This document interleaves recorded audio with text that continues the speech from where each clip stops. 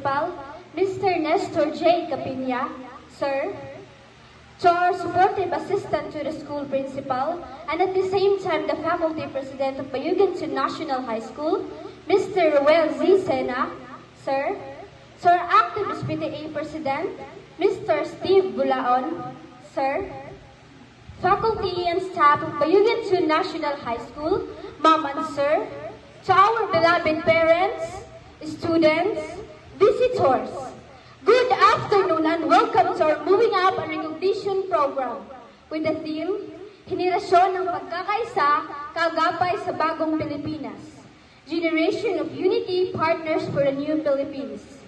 According to Matthew Stepanek, unity is strength when there is teamwork and collaboration. Wonderful things can be achieved.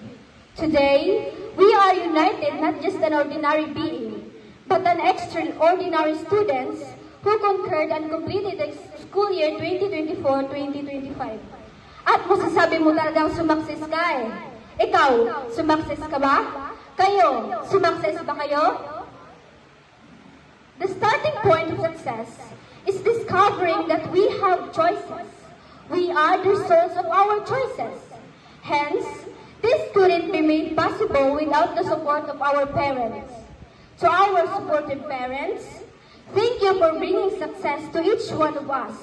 And welcome to the celebration of success where you can witness that your hard work really paid off. To our visitors, Ma'am and Sir, you did not just answer our humble invitation, but also witness our smiles and dedication. And with grateful heart, we welcome you all.